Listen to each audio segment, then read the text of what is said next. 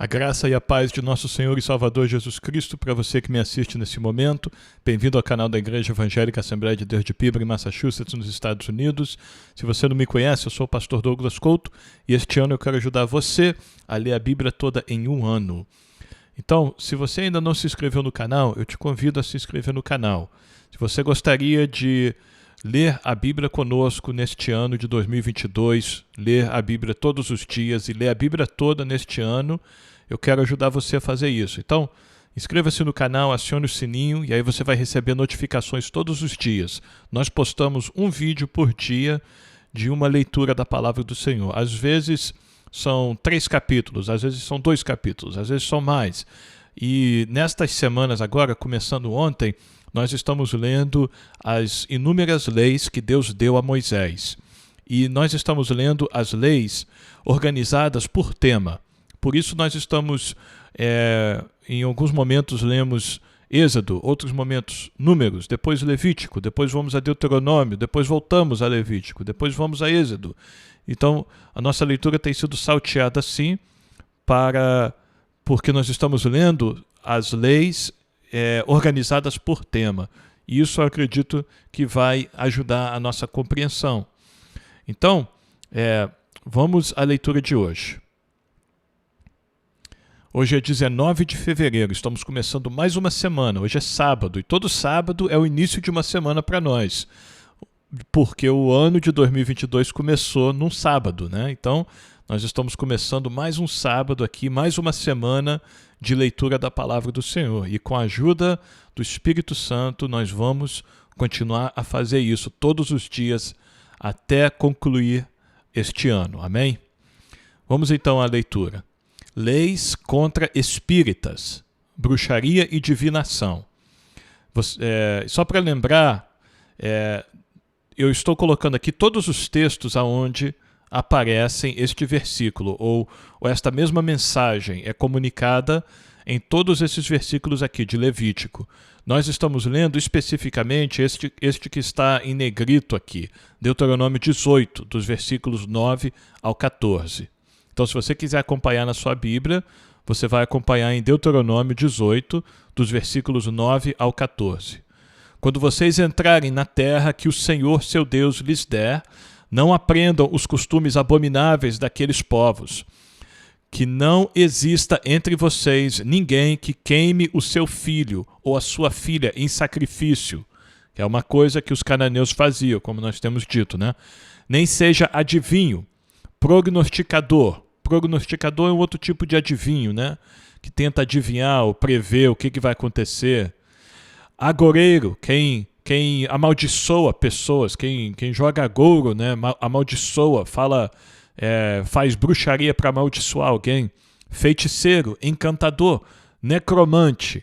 Necromante é quem conversa com os mortos, ou quem diz, né, que conversa com espíritos de pessoas que faleceram. Feiticeiros, espíritas que invocam o espírito das pessoas que faleceram. A Bíblia é muito clara que ao homem é dado a morte uma vez e depois a vida eterna. E nós sabemos então que o espírito dos mortos não voltam à terra para se comunicar com os vivos. Existem pouquíssimas exceções na palavra do Senhor, que eu me lembre, Samuel, e depois lá no Novo Testamento, primeiro Samuel no Antigo Testamento aparece para o rei Saul, e depois lá no Novo Testamento, durante a transfiguração do Senhor Jesus no monte, Moisés aparece junto com Elias. São raríssimas as ocasiões e elas servem como uma manifestação do poder de Deus. E no caso de Samuel com Saul, foi juízo de Deus contra Saul, e no caso de Moisés aparecer ao Senhor Jesus, foi uma confirmação da divindade do Senhor Jesus. Nós vamos falar com mais detalhes sobre isso, mas basta dizermos que comunicação com os mortos, diálogo com pessoas que faleceram, até mesmo oração por pessoas que faleceram, isto a Bíblia não apoia, a Bíblia condena isto, porque uma vez que a pessoa parte desta vida, a pessoa ou vai para o paraíso ou ela vai para o Hades. E o mundo dos mortos, onde a alma das pessoas estão, não tem comunicação com o nosso mundo, o mundo dos vivos.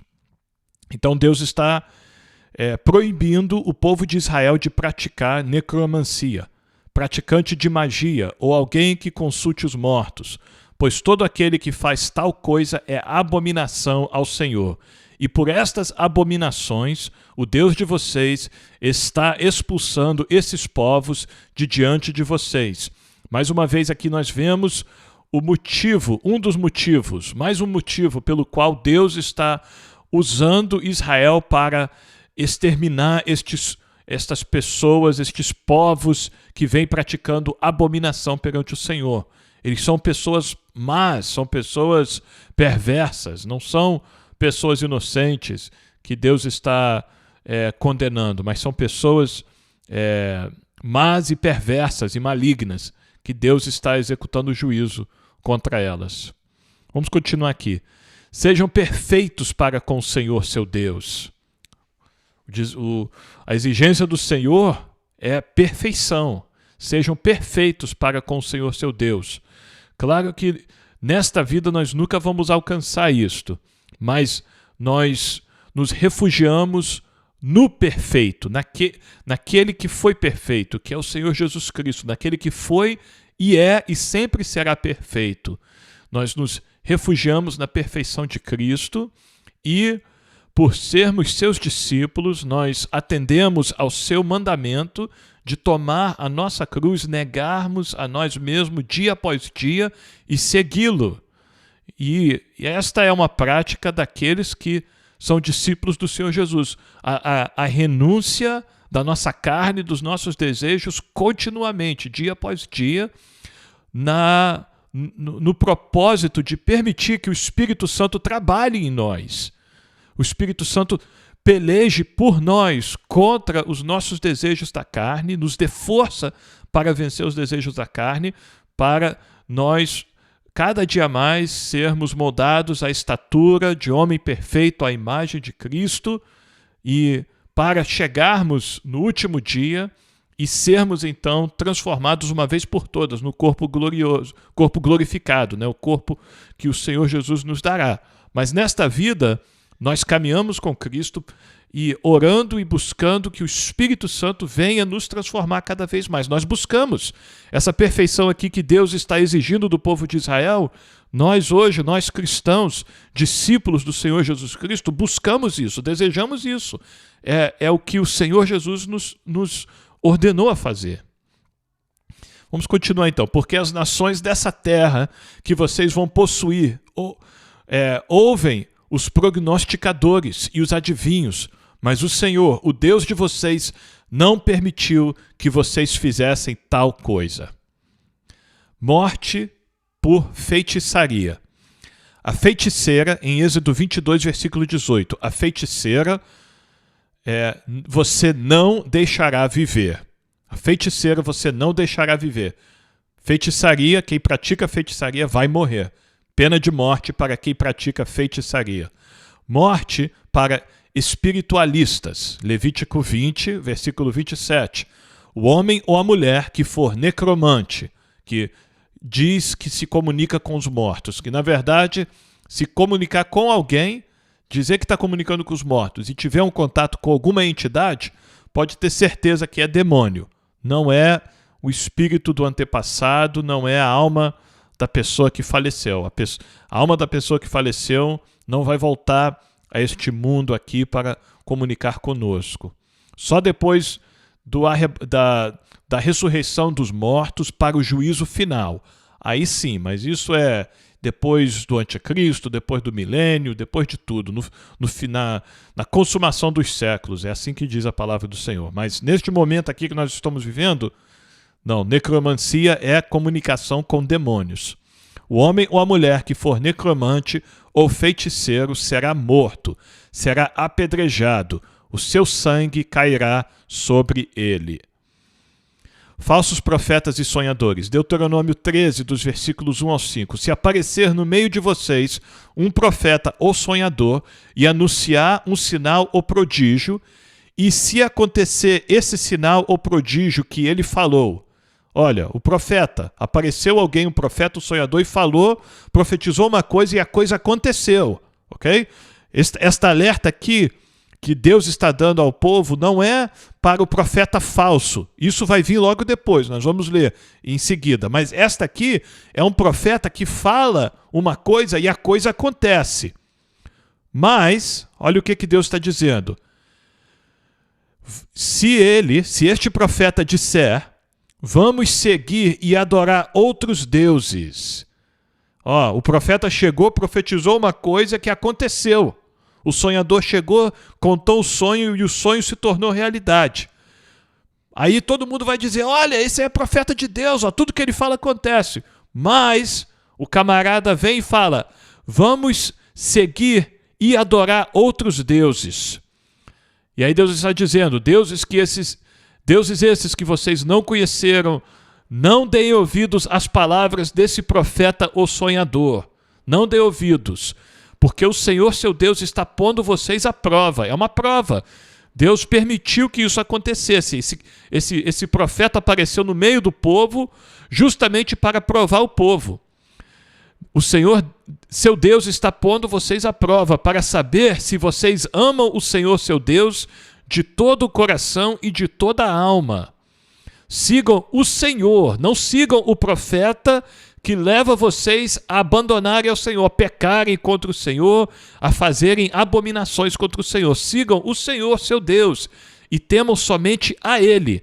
Não tenha medo de profeta que fala coisa e a coisa acontece, mas a vida do profeta é toda errada, né? A família do profeta é toda errada, e o profeta não dá testemunho, e o profeta, além de profetizar, ele ensina também você fazer coisa errada. Não dê ouvido, não temam a eles.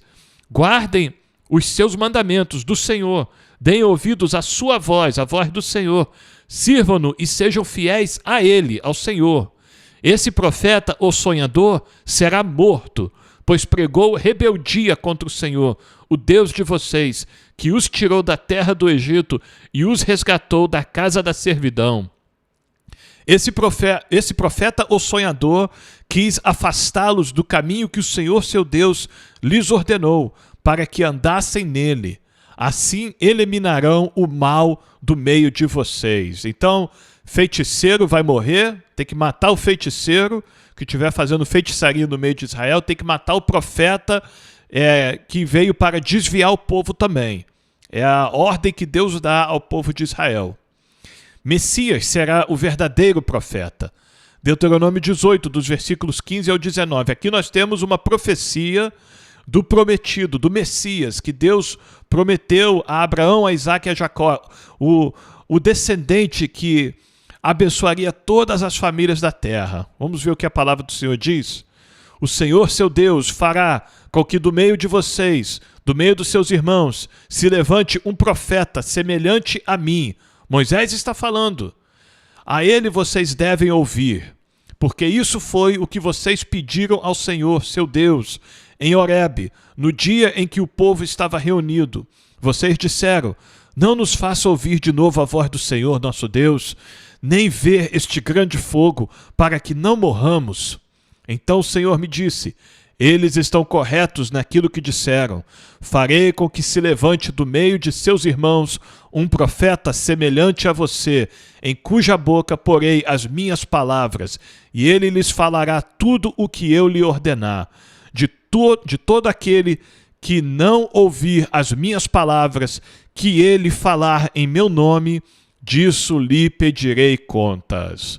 E aí nós vimos lá no Novo Testamento, nos Evangelhos, quando o Senhor Jesus ia pelas aldeias, pelas cidades, fazendo milagres e ensinando com uma sabedoria e uma autoridade jamais vista naqueles dias, ou antes ou depois daqueles dias, o povo, o que o povo dizia?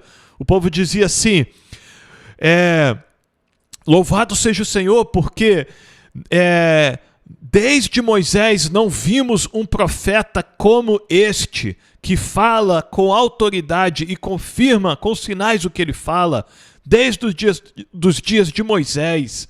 O povo viu que o Senhor Jesus Cristo era o cumprimento desta promessa aqui, de Deuteronômio 18, que Cristo veio com maior autoridade que Moisés, maior intimidade com Deus do que Moisés, e claro, com maior eficácia no seu ministério do que Moisés.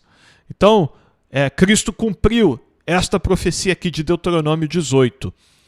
E o próprio Senhor Jesus disse para aquela geração que o ouvia, que ele era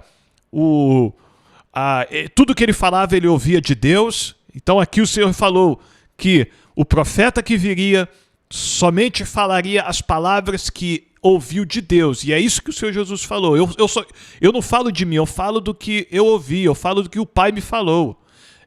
Ninguém conhece o Pai senão o Filho, e aqueles a quem o Filho lhe der a conhecer. E também, durante aqueles confrontos, o Senhor Jesus falou aos fariseus: olha, vocês não creram em mim porque vocês não têm Deus por pai. O pai de vocês é o diabo. Porque se o pai de vocês fossem Deus, então vocês creriam em mim, porque tudo que Moisés escreveu, ele escreveu sobre mim. Em mim se cumpre todas as escrituras. É o que o Senhor Jesus falou. Então, Cristo cumpriu esta profecia aqui. Deuteronômio 18, viu? Lá atrás de Deuteronômio 18 nós temos uma profecia que o Senhor Jesus cumpriu. Vamos continuar, testando falsos profetas. Deuteronômio 18, 20 ao 22. Porém, o profeta que tiver a presunção de falar alguma palavra em meu nome, algo que eu não mandei que falasse, ou o que falar em nome de outros deuses, esse profeta deve ser morto. Aqui já é um falso profeta completamente, sabe? Deus não mandou ele falar nada, está falando da carne, ou está falando das emoções, ou está falando por influência de demônios. Não é um profeta de Deus. Tem que ser morto. Se vocês pensarem, como conheceremos a palavra que o Senhor não falou? Saibam que quando esse profeta falar em nome do Senhor e a palavra dele não se cumprir, nem acontecer o que ele profetizou, esta é uma palavra que o Senhor não falou. Tal profeta falou isso com presunção, não tenham medo dele. E aí, algumas pessoas podem ficar confusas, né? Porque anteriormente o Senhor falou, olha, se o profeta falar e se cumprir, mas ele levar vocês a se desviarem e adorarem a falsos deuses, mata. E aqui o Senhor está dizendo, se o profeta falar e não se cumprir. Então, na verdade, não é necessariamente se a profecia do profeta se cumprir. O mais importante é se o profeta está falando em nome de Deus ou não. Se ele está falando em nome de Deus, duas coisas vão acontecer. Não é só uma. Duas coisas vão acontecer. Primeiro, a profecia vai se cumprir. E segundo, o profeta vai levar o povo a se aproximar mais de Deus e não de se afastar de Deus. Então, essas são, quando nós tomamos a plenitude desses textos aqui de Deuteronômio 18, nós entendemos então que não é só a profecia se cumprir, é a profecia do profeta se cumprir e o profeta levar o povo a temer ao Senhor e somente ao Senhor cada vez mais. Se o profeta falhar em uma dessas duas, nenhum desses dois testes, então não é um profeta de Deus. E nos tempos de Israel, Deus mandou matar esse falso profeta. Vamos continuar. Leis sobre blasfêmia. O respeito pelo soberano do universo é o mais importante de tudo. Ordem para reverenciar a Deus. Deuteronômio 5, 11. Não tome o nome do Senhor seu Deus em vão, porque o Senhor não terá por inocente o que tomar o seu nome em vão. E nós falamos sobre isso em outros episódios, né, em outras leituras. Tomar o nome do Senhor em vão é tudo que diz respeito a pronunciar o nome do Senhor, clamar a Deus sem necessidade, sem motivo, além de, claro, usar o nome do Senhor em forma de palavrão ou de palavras pesadas, ou qualquer coisa que não é uma oração genuína ao Senhor, não é um diálogo genuíno, proposital com Deus, isso é tomar o nome do Senhor em vão. Jurar pelo nome do Senhor também e não cumprir, tudo isso é tomar o nome do Senhor em vão. Por isso, a cautela que nós temos que ter ao pronunciar o nome do Senhor, e isso é tudo diz respeito à nossa reverência, né, a Deus, entendendo que Deus é soberano, é o Criador, é o nosso Pai, Ele nos ama, mas Ele é santo, Ele é incomparável, Ele é soberano, Ele é o Rei dos céus e da terra. Então nós devemos dar toda a reverência ao nome do Senhor, à pessoa do Senhor, à presença do Senhor em todos os aspectos da nossa vida. Vamos continuar aqui. Injuriar Deus. Êxodo 22, versículo 28, somente a parte A do versículo. Não blasfeme contra Deus. Não blasfeme contra Deus. E aí nós vamos ver um caso de blasfêmia. Está em Levíticos 24, dos versículos 10 ao 16, e também o versículo 23. Havia entre os filhos de Israel o filho de uma israelita, cujo pai era um egípcio. Então, provavelmente, uma mulher israelita, que casou com um egípcio, e o egípcio saiu do Egito com ela. Naquele momento, 40 anos atrás, quando Deus libertou o povo de Israel do Egito, muitos egípcios saíram juntos. E aqui, provavelmente, foi uma situação dessa. O filho dessa israelita e certo homem israelita brigaram no arraial. Então o filho da mulher israelita blasfemou contra o nome do Senhor e o amaldiçoou. Por isso o levaram a Moisés. O nome da mãe dele era Selomite, filha de Dibri, da tribo de Dan. E o levaram à prisão, até que o Senhor lhes declarasse o que deviam fazer. O Senhor disse a Moisés: leve o homem que blasfemou para fora do arraial, e todos os que o ouviram porão as mãos sobre a cabeça dele, e toda a congregação o apedrejará. Você dirá aos filhos de Israel: quem amaldiçoar o seu Deus levará sobre si o seu pecado. Aquele que blasfemar contra o nome do Senhor será morto. Toda a congregação o apedrejará, tanto o estrangeiro como o natural da terra. Blasfemando contra o nome do Senhor será morto. Então Moisés disse aos filhos de Israel que levassem o que tinha blasfemado para fora do arraial e o apedrejassem. E os filhos de Israel fizeram como o Senhor havia ordenado a Moisés. Leis que exigem dedicatórias. Então agora mudamos de assunto. Agora vamos ler sobre leis que exigem dedicação, a dedicação de animais, de primogênitos, dedicações desse tipo. Para ensinar um senso adequado de prioridades e gratidão, Deus dá várias leis exigindo presentes, tanto das primeiras quanto das melhores coisas. Esses presentes devem ser usados para sustentar o trabalho espiritual dos sacerdotes e levitas e para auxiliar na benevolência para aqueles que têm necessidades especiais. Primogênito para Deus. Êxodo 22, versículo 29, a parte B, e o versículo 30. Entregue-me o primogênito dos seus filhos. Faça o mesmo com as suas vacas e com as suas ovelhas. Deixe que a cria fique 7 dias com a mãe, mas no 8º dia você a entregará para mim. Substitutos adequados. Este entregar, como nós lemos anteriormente, irmãos, este entregar era entregar para sacrificar, para ser oferecido no altar ao Senhor. Por isso, Deus providenciou métodos de substituições, substitutos adequados, para não precisar matar o primeiro filho de uma família, homem, a criança que nascer. Os animais poderiam ser oferecidos, mas as crianças, Deus não queria que matasse criança alguma. Então, substitutos adequados. Êxodo 34, 19 e o versículo 20. Todo primeiro filho que nascer é meu. Deus está dizendo, Também de todo o seu gado, o primeiro filhote macho de vacas e ovelhas é meu. Mas o jumento que for a primeira cria, esses vocês podem resgatar com um cordeiro. Então ofereceu o cordeiro no lugar do jumento, para não precisar matar o jumento. Porque o jumento não era um animal limpo para ser oferecido ao Senhor. Então tinha que oferecer um animal limpo no lugar do jumento, no caso um cordeiro. Se vocês não o resgatarem, ele deverá ser desnucado. Vocês devem resgatar todos os primogênitos de seus filhos. No caso dos filhos, não tem opção. Os filhos têm que ser resgatados. Deus nunca quis e nunca aceitou o sacrifício humano.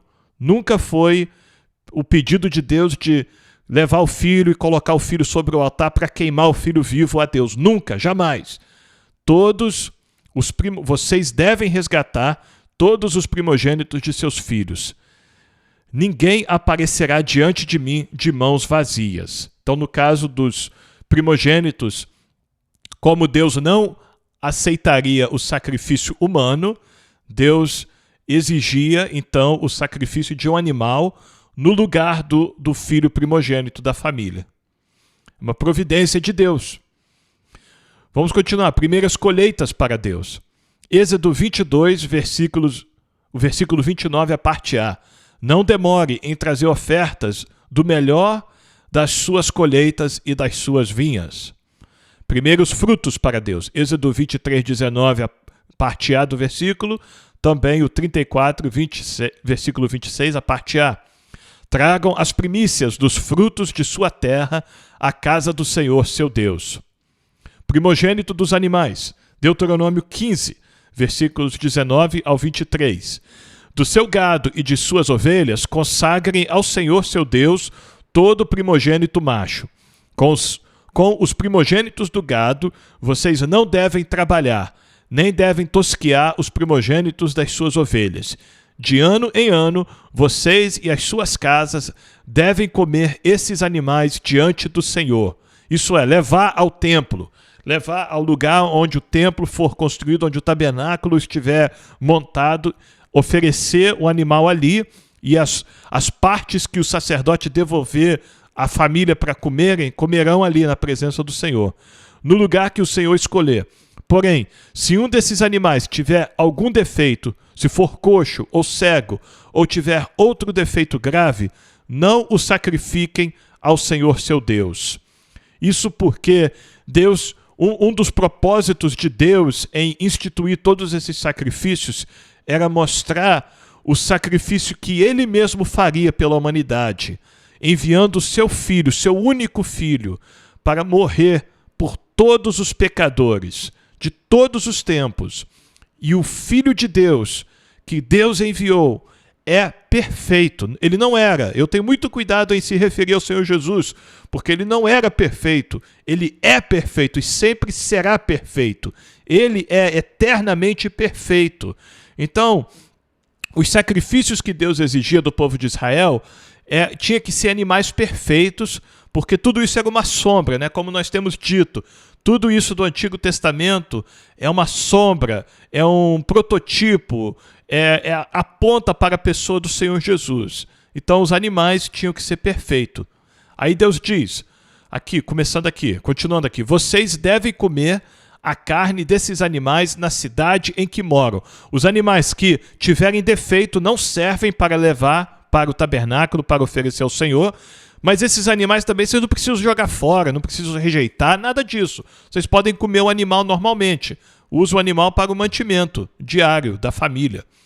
Comem o animal nas cidades em que moram. Tanto as pessoas impuras como as puras. Nós falamos sobre isso ontem, né?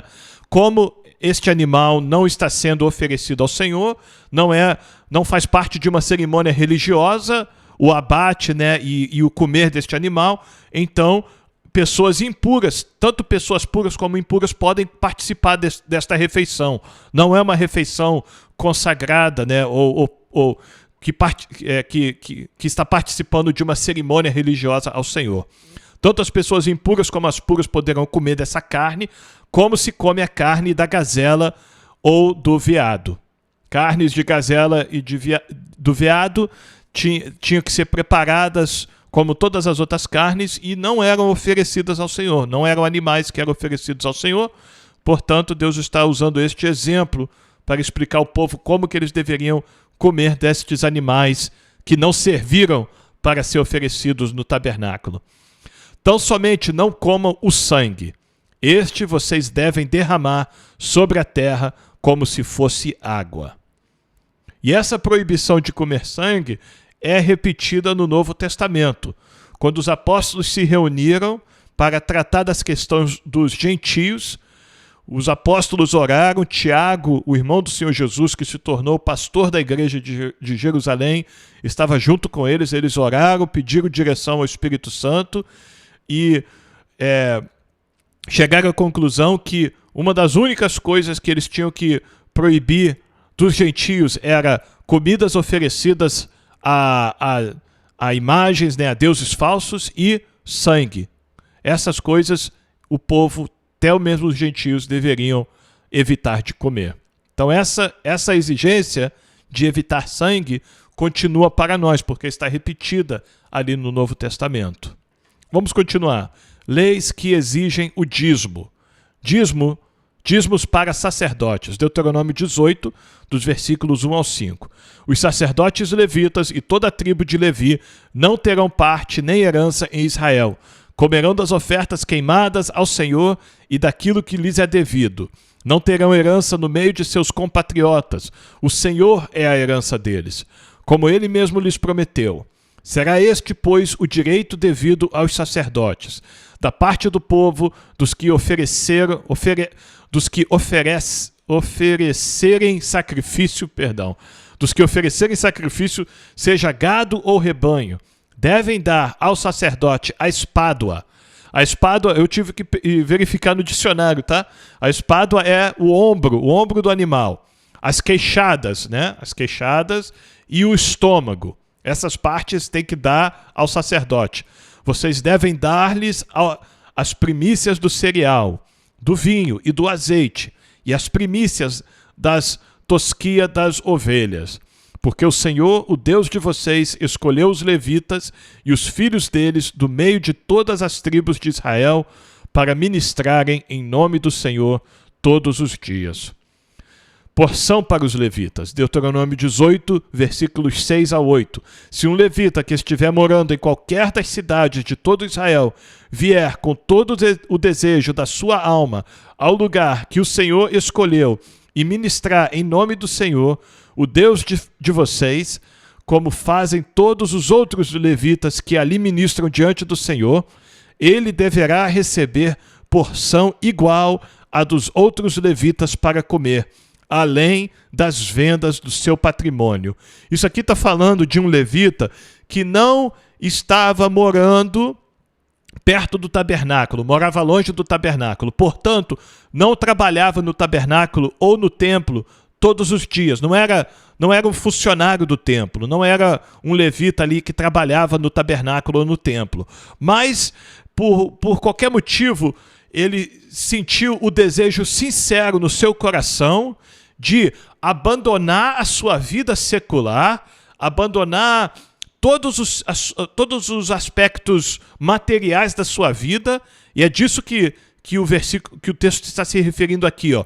Venda do seu patrimônio. Ele vendeu tudo que tinha, ele abandonou a sua vida secular e foi ao templo, se mudou para o tabernáculo, para perto ali, para as vizinhanças do tabernáculo, para poder ser um obreiro no tabernáculo todos os dias, o restante da sua vida, até fazer os 50 anos de idade, né? Dos 25 até os 50, o homem levita poderia trabalhar no tabernáculo. Se um levita fizer isso, a nação de Israel tem que apoiar. É mais um que o povo de Israel agora vai sustentar. Porque esse levita não está fazendo isso à toa, ele não está fazendo isso assim de segundas intenções, não é um camarada que está querendo encostar ali no tabernáculo, né, e ganhar um salário ali do tabernáculo para ficar à toa, não. É um levita que genuinamente deseja dedicar o restante da sua vida para o trabalho do Senhor. Então este levita tem o direito, por Deus, dado por Deus, de ser agora sustentado pela nação de Israel. E uma das formas que o povo de Israel vai sustentar este levita, assim como o restante dos levitas do tabernáculo e depois do templo, é com os dízimos. O dízimo do povo é dado ao tabernáculo e depois ao templo para sustentar estes obreiros.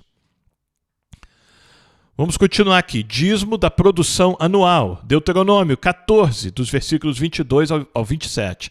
Certamente vocês devem dar o dízimo de todo o fruto das suas sementes, que ano após ano se recolher do campo. E diante do Senhor seu Deus, no lugar que ele escolher para ali fazer habitar o seu nome, vocês comerão os dízimos do cereal, do vinho, do azeite e os primogênitos das vacas e das ovelhas. Façam isso para que aprendam a temer o Senhor seu Deus todos os dias. Se o caminho for comprido demais e não lhes for possível levar isso, por estar longe de vocês o lugar que o Senhor seu Deus escolher para ali fazer habitar o seu nome, então, quando o Senhor seu Deus os tiver abençoado, vendam aquilo e, com o dinheiro na sua mão, vão ao lugar que o Senhor, o Deus de vocês, escolher. Com esse dinheiro, comprem tudo o que quiserem, vacas, ovelhas, vinho ou bebida forte ou qualquer coisa que desejarem. Consumam isso ali na presença do Senhor seu Deus e alegrem-se, vocês e os membros da sua casa. Porém, não desamparem os levitas que moram nas cidades de vocês, pois não tem parte nem herança com vocês. Só um rápido comentário aqui. Este texto está falando sobre pessoas israelitas que morassem muito longe do templo e tivessem dificuldade de levar o animal em si, né? Ou as ofertas de cereais em si ao templo. Então, eles deveriam vender aquilo aos seus vizinhos que moravam ali nessas cidades longe, e aí o dinheiro, que seria em formas de moedas, né, ou de alguma outra forma, o dinheiro, então, eles levariam, que seria bem mais fácil de transportar, bem mais leve, levariam isso até as vizinhanças do templo, do tabernáculo, trocariam por ofertas, né, animais, gado, vinho. A palavra do Senhor aqui até diz bebida forte, mas isso, nós não devemos compreender isso como bebida alcoólica de se embriagar, porque, na verdade, a prática do povo de Israel era diluir as bebidas fortes, o vinho forte em água. Somente depois de algum tempo que as outras nações, que eles começaram a se misturar com as outras nações, que o alcoolismo, a embriaguez se tornou algo de comum no meio de Israel. Mas o povo de Israel não era um povo que tinha o costume de beber até se embriagar. Então, ainda mais que este texto aqui está falando sobre a oferta que uma família levava ao tabernáculo para oferecer ao Senhor. Então, certamente o homem, as pessoas que estavam fazendo essas ofertas ao Senhor não estavam também ao mesmo tempo se embriagando ali na presença do Senhor, no tabernáculo, na presença dos levitas e do sacerdote. Então, mas é uma provisão que Deus dá. Existe um método, você não precisa ficar sem participar das ofertas, você não precisa ficar sem ajudar os levitas do templo. Você que não pode levar os seus animais ao templo, vende o seu animal, pega o dinheiro, vá com o dinheiro até o templo e lá compre o animal lá perto e ofereça ao Senhor. E assim você vai estar cumprindo a sua obrigação. Do mesmo jeito, Deus vai aceitar esta forma de oferta. Vamos continuar. Dízimo do produto trienal. Deuteronômio 14, 28 e 29. Ao fim de cada 3 anos, tirem todos os dízimos do fruto do terceiro ano e os recolham nas cidades de vocês.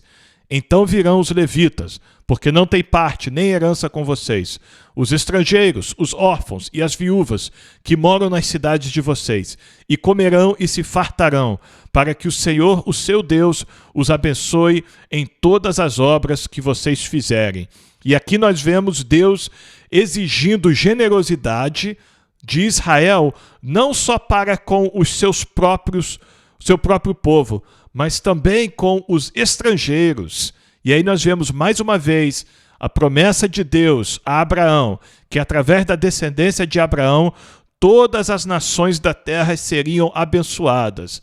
Então Deus está preparando este povo para essa mentalidade. A aliança que Deus tem com eles é exclusiva? É. Eles são o único povo que Deus escolheu de todos os povos da terra? São. Mas Deus escolheu eles não para abençoar somente eles, mas sim para, através deles, abençoar todas as famílias da terra. E nós, novamente, eu não canso de dizer isso, quem cumpriu esta promessa que Deus fez a Abraão foi o Senhor Jesus Cristo. Ele morrendo na cruz e ressuscitando no terceiro dia, possibilita todas as pessoas, de todas as famílias, de toda a terra, de serem salvas. Basta elas crerem na morte e na ressurreição do Senhor Jesus Cristo. Vamos continuar então. Instruções especiais para a conquista. Dedicação especial de frutas. Deuteronômio 26, do 1 ao 4. Ao entrar na terra que o Senhor seu Deus lhe dar por herança, ao possuí-la e morar nela, você deve pegar as primícias de todos os frutos que colheu na terra que o Senhor seu Deus lhe deu, colocá-las num cesto e ir ao lugar que o Senhor seu Deus escolher para lhe fazer habitar o seu nome. Você chegará ao sacerdote que estiver de serviço naqueles dias e lhe dirá: hoje declaro ao Senhor seu Deus que entrei na terra que o Senhor, sob juramento, prometeu dar aos nossos pais. O sacerdote pegará o cesto e o colocará diante do altar do Senhor seu Deus. Dedicação à lembrança. Deuteronômio 26, versículos 5 a 11. Então você testificará diante do Senhor seu Deus, dizendo: meu pai foi um arameu. Arameu é uma pessoa que vem de Arã ou de Padã Arã. Você vai lembrar que Jacó foi a sua parentela, ao seu tio Labão, que morava aonde? Em Padã Arã. Então, a família de Jacó, a família de Isaac, a família de Abraão eram de um lugar chamado Arã, em outros trechos da palavra do Senhor conhecido como Padã Arã. Outros lugares, a palavra do Senhor diz que Abraão era de Ur dos Caldeus. Então, possivelmente ele morou nos dois lugares, ou possivelmente os dois nomes se referem ao mesmo lugar. Mas arameu aqui está se referindo a Jacó, meu pai, o israelita, dizendo, né, meu pai, no caso Jacó, meu antepassado Jacó, foi um arameu, uma pessoa de Arã, ou de Padã Arã, prestes a perecer. Ele foi para o Egito e ali viveu como estrangeiro com pouca gente. E ali veio a ser uma nação grande, forte e numerosa. Mas os egípcios nos maltrataram, oprimiram e nos impuseram dura servidão.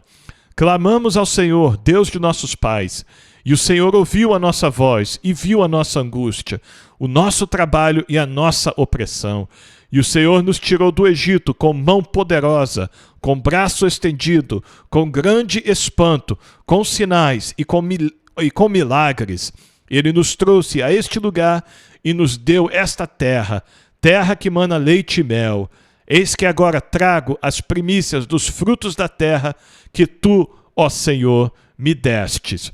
Isto é o que o israelita vai declarar na presença do sacerdote e na presença do Senhor quando estiver levando certas ofertas ao Senhor.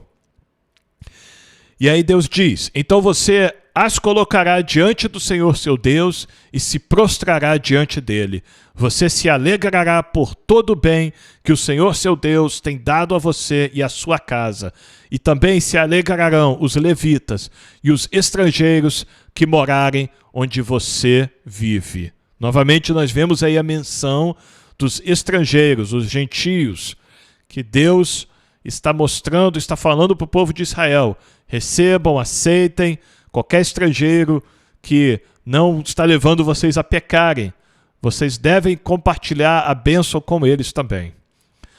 Oração de ação de graças, Deuteronômio 26, do 12 ao 15. Quando no terceiro ano, que é o ano dos dízimos, você acabar de separar todos os dízimos da colheita, você os dará aos levitas, aos estrangeiros, aos órfãos e às viúvas, para que comam até se fartarem nas cidades de vocês.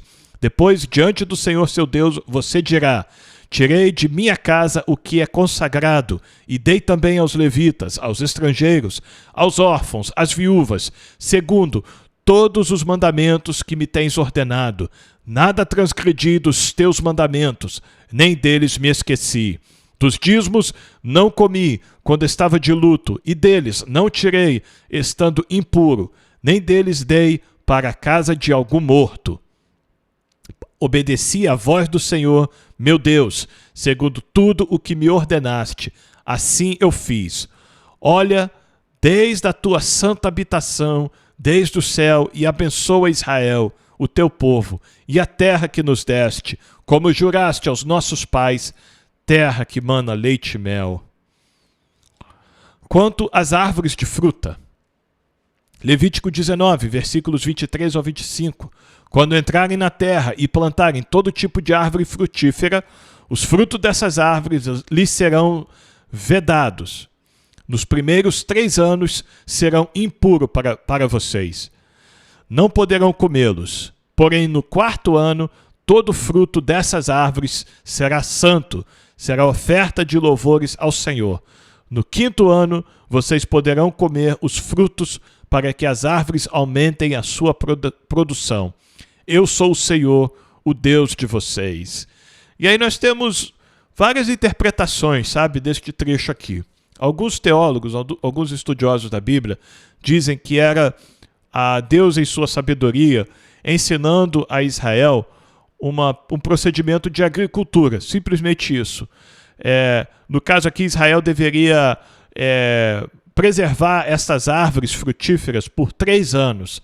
Depois de 3 anos, então, poderia colher, remover as frutas da árvore no 4º ano, e aquela colheita seria oferecida ao Senhor, que no caso aqui abençoou Israel, né? Abençoou a terra, abençoou as plantações, abençoou os frutos, abençoou o trabalho, né, das mãos do povo de Israel. E aí, a partir do 5º ano, aquela árvore já seria uma árvore saudável, agora, e o povo já tinha oferecido a oferta ao Senhor em gratidão pela árvore, agora eles poderiam então comer do fruto da árvore.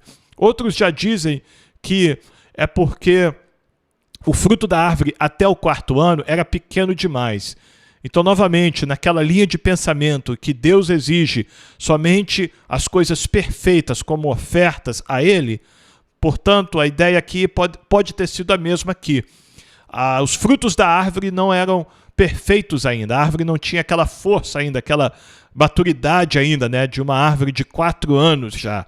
Então, após 4 anos, a árvore já dava frutos maduros, frutos saudáveis. Aqueles frutos eram dignos de ser oferecidos ao Senhor, então seriam oferecidos ao Senhor, e a partir do 5º ano, então, aquela árvore poderia ser consumida pelos israelitas.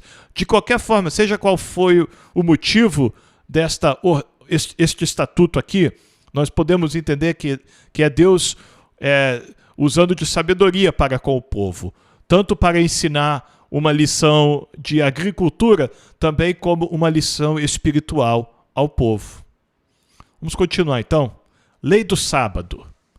Para promover a lembrança contínua e fornecer ocasiões periódicas para adoração formal a Deus, vários dias, meses e anos especiais são reservados para celebração nacional e devoção individual. O primeiro e principal dia de adoração, o sábado, é ordenado nada menos que 12 vezes ao longo da entrega das leis. É um símbolo do dia em que Deus descansou após a criação e um lembrete de que nenhum dia de descanso era permitido quando os israelitas estavam na escravidão egípcia. É o único dia da semana em que toda a atenção pode se concentrar em Deus e suas bênçãos.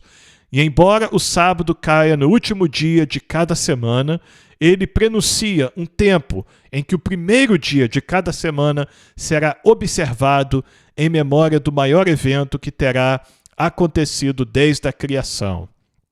Claro, aqui nós estamos falando da ressurreição do Senhor Jesus, que ressuscitou na manhã de um domingo. E muito pouco depois deste acontecimento, o povo, a igreja primitiva, começou a se reunir aos domingos, não porque eles estavam abandonando o sábado, mas porque eles estavam celebrando a ressurreição do Senhor. Estavam fazendo aquilo em memória do Senhor, né? Participando da ceia juntos, do partir do pão e do cálice, e fazendo isso como o apóstolo Paulo ensinou, anunciando a morte do Senhor até que ele venha, porque a igreja primitiva viu, né, os apóstolos viram o Senhor Jesus ressurreto, pregaram Cristo morto, mas ressurreto, e a igreja estava esperando, assim como nós estamos esperando hoje, a volta de Cristo, que pode ser a qualquer momento. Então, o povo, e nós hoje, os cristãos, o costume do cristão é celebrar o culto ao Senhor no domingo. Vamos ler aqui, depois no finalzinho eu vou dar alguns comentários a mais, mas vamos ao texto da palavra do Senhor. Descanso no sábado ordenado. Então, estes versículos que nós vamos ler está em vários lugares, em Êxodo, em Levítico. Nós estamos lendo Deuteronômio 5, versículos 12 ao 15. Guarde o dia de sábado para o santificar, como o Senhor seu Deus lhe ordenou.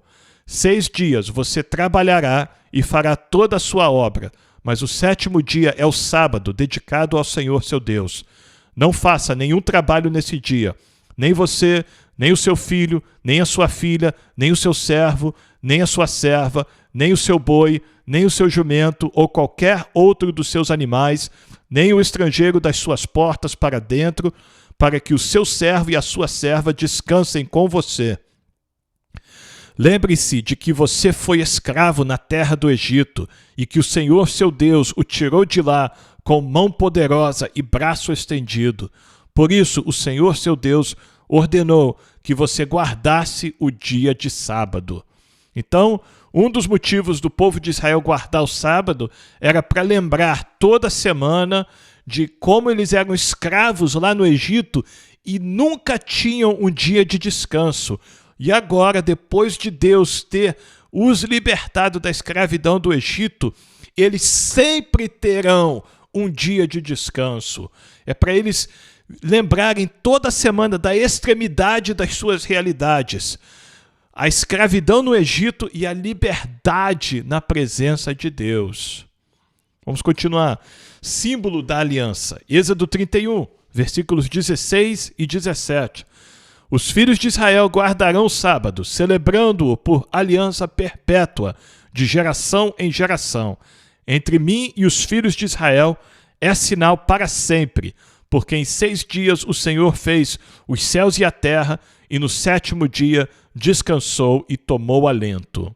Então, servia também como um símbolo da aliança de Deus com o povo de Israel, assim como a circuncisão era um símbolo da aliança de Deus com Abraão e os seus descendentes. O sábado, o guardado sábado, era um símbolo da aliança de Deus com o seu povo. Dia de honrar o santuário. Levítico 19, versículo 30, também 26, versículo 2. Guardem os meus sábados e reverenciem o meu santuário. Eu sou o Senhor. Dia de santa convocação, Levítico 23, versículos 1 ao 3. O Senhor disse a Moisés: fale aos filhos de Israel e diga-lhes: as festas fixas do Senhor que vocês proclamarão serão santas convocações. São estas as minhas festas. 6 dias vocês trabalharão, mas o 7º dia será o sábado de descanso solene. Santa convocação. Não façam nenhuma obra. É sábado dedicado ao Senhor, onde quer que vocês morarem. Sem fogo no sábado. Êxodo 35, versículo 3. Não acendam fogo em nenhuma das suas moradas no dia do sábado. Aragem e colheita. Êxodo 34, versículo 21. 6 dias vocês trabalharão, mas no sétimo dia vocês descansarão. Mesmo no tempo de arar e de colher, vocês deverão descansar. Nem nas estações que são próprias, né, para plantação, para cultivar a terra, nem durante essas estações vocês vão deixar de guardar o sábado. Todas as semanas, todos os sábados do ano, vocês vão guardar o sábado. Morte por violação do sábado. Êxodo 31, versículos 12 ao 15. Disse mais o Senhor a Moisés: fale aos filhos de Israel e diga-lhes o seguinte: certamente vocês guardarão os meus sábados, pois é sinal entre mim e vocês de geração em geração, para que vocês saibam que eu sou o Senhor, que os santifica. Portanto, guardem o sábado, porque é santo para vocês. Aquele que o profanar morrerá. Quem nesse dia fizer alguma obra será eliminado do meio do seu povo. 6 dias se trabalhará. Porém, o sétimo dia é o sábado do repouso solene, santo ao Senhor. Quem fizer alguma obra no dia do sábado morrerá. E aí nós podemos achar que é um pouco severo este estatuto de Deus, né, para nós que estamos nesses dias modernos, dias de hoje, mas nós temos que entender o nível de separação que Deus queria para este povo, sabe? Nós temos que entender quão santo Deus é e quão santo ele exigia que o seu povo fosse e que ele exige que nós sejamos também a sua igreja. Então, o quebrar do sábado era quebrar a aliança com Deus. Quebrar o sábado estava na mesma categoria de adorar falsos deuses, praticar feitiçaria, virar as costas, né, e adorar outros deuses. Estava na mesma categoria, porque Deus deu o sábado ao homem. E isso é muito importante. Deus deu o sábado ao homem para o homem desfrutar do sábado. E não foi ao contrário. Exatamente isso que o Senhor Jesus fala quando os fariseus acusam os seus discípulos de quebrar o sábado, acusam o Senhor Jesus de quebrar o sábado. Então, nós vamos falar mais sobre isso quando nós chegarmos lá na frente, quando estivermos lendo os evangelhos. Mas aqui, nas leis que Deus deu ao povo de Israel, nesta época em que Deus estava preparando este povo para ser o povo através do qual ele abençoaria todas as famílias da terra, Deus exigia uma santidade sem igual deste povo, uma separação como nunca foi vista em nenhuma outra nação na terra. Então vamos ver aqui o último texto que vamos ler, caso de punição. Números 15, versículos 32 ao 36. Quando os filhos de Israel estavam no deserto, encontraram um homem apanhando lenha no dia de sábado. Lembra que nós acabamos de ler que não pode trabalhar no sábado e também não pode acender fogo no sábado. Este homem aqui, ele está apanhando lenha no sábado. Os que o encontraram apanhando lenha o levaram a Moisés, a Arão e a toda a congregação. Eles o mantiveram preso, porque ainda não estava declarado o que se devia fazer com ele. Então o Senhor disse a Moisés: esse homem deve ser morto. Toda a congregação o apedrejará fora do arraial. Assim, toda a congregação o levou para fora do arraial e o apedrejaram. E ele morreu, como o Senhor havia ordenado a Moisés. Amém? Louvado seja o Senhor pela sua palavra. A maioria dessas leis que nós lemos hoje, muito compreensivas, não é verdade? Nós entendemos. Agora no finalzinho, lendo sobre o sábado, é um assunto, né, em que surgem várias opiniões. Tem muitas pessoas cristãs que acreditam que é necessário guardar o sábado, até mesmo para a salvação, e outros acreditam que não. Se nós lermos o Novo Testamento, nós vamos ver que o Senhor Jesus, ele fez obras no sábado, ele não ficou parado em casa sentado, esperando desde o pôr do sol na sexta-feira até o pôr do sol no sábado. Não, o Senhor Jesus, ele saiu pelas aldeias, pelas cidades, curando, libertando, ressuscitando, fazendo milagres. Ele fez isso no sábado. Os seus discípulos também fizeram isso. E mais à frente nós vemos o apóstolo Paulo, inspirado pelo Espírito Santo, ensinando a igreja que alguns guardam dias e outros guardam estações e tudo mais. Mas essas são coisas da lei. E quem guarda as coisas da lei está sendo levado a se subjugar pela lei. E nós não estamos debaixo da lei mais. Estas leis que não são de um aspecto moral, certo? Essas leis que Deus deu a Moisés para o povo de Israel, que são leis cerimoniais, leis civis, leis religiosas que diz respeito ao templo, aos levitas, aos sacerdotes israelitas. Essas leis elas não aplicam à igreja. Primeiro porque a igreja, nós somos gentios, nós não somos israelitas. E segundo, porque nós vivemos na graça, nós não vivemos na época da lei. A época da lei passou com Israel, com o templo. Nós vivemos na graça. Então, por isso, o apóstolo Paulo, ele explica, e o sábado é uma das coisas que ele fala, que Deus não exige que a igreja guarde o sábado. Quem quer guardar o sábado, tudo bem, pode guardar, não tem problema. Mas não tem respaldo bíblico para dizer que quem não guarda o sábado não vai ser salvo.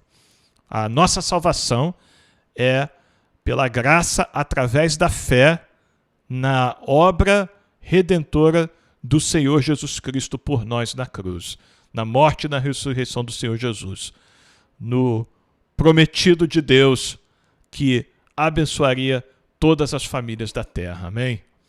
Então nós vamos ficar por aqui hoje. Mais uma vez, se você ainda não se inscreveu no canal, eu te convido a fazer isso, acionar o sininho, dar um like, deixar um comentário e compartilhar este vídeo nos seus grupos de WhatsApp e nas redes sociais para que mais pessoas possam vir a ler a Bíblia em um ano conosco. Amém? Amanhã nós vamos estar de volta, continuando a nossa leitura diária da Palavra do Senhor. Então que Deus te abençoe e até amanhã.